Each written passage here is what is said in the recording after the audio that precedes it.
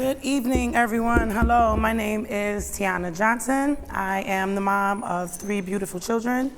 I am also a RCSD graduate. I graduated in the early 2000s from Benjamin Franklin High School. I also have, like I said, children who were in the district in the early part of the 2000s. I am the site coordinator for the Greater Rochester Parent Leadership Training Institute, and I'm excited to be here right now. My experience personally with the RCSD district was I had a struggle. I struggled. I was suspended myself several times, completely detached for the most part from at least my high school experience.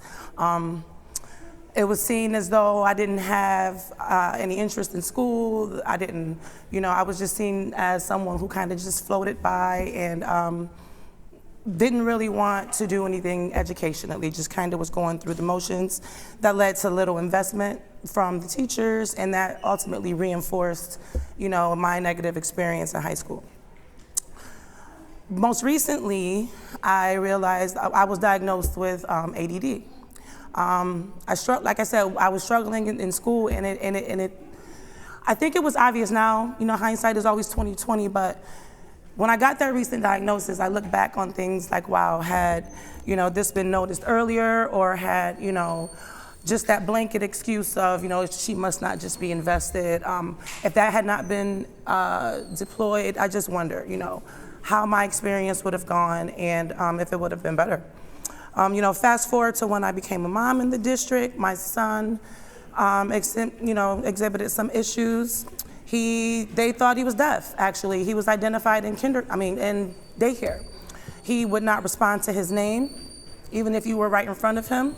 And he wouldn't play with other children. He would exhibit parallel play, which is when you can sit right next to him and play, but you won't engage together. A daycare identified him. He ended up in early intervention, and ultimately they recommended that he go to preschool.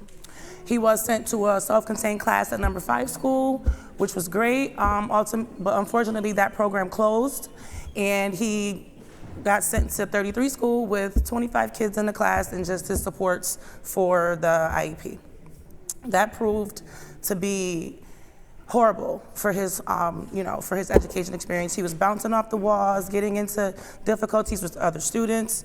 Again, they thought it was just behavioral. They, assumed that he just wasn't following directions, so I would have to go pick him up. I think someone else mentioned that I was getting calls every other day to come pick him up from school because he just couldn't take that setting.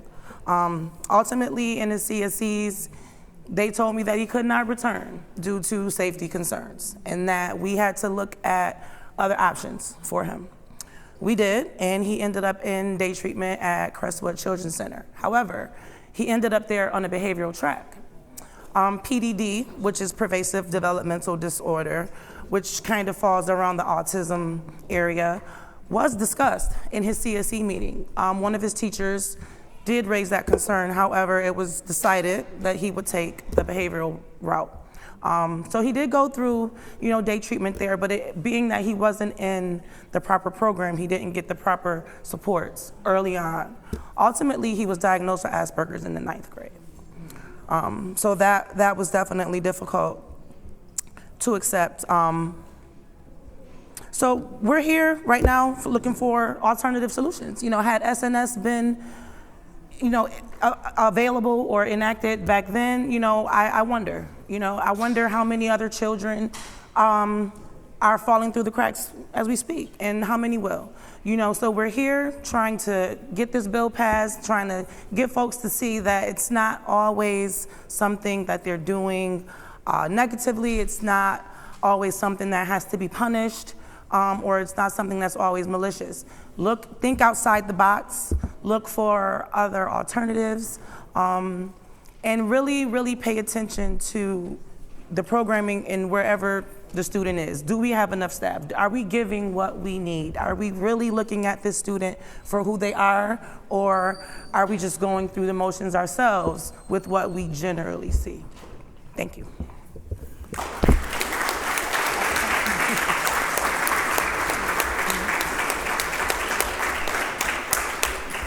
Tianna, we see you. We support you. And we thank you for your story. Thank you. Thank you all for listening. Have a good night.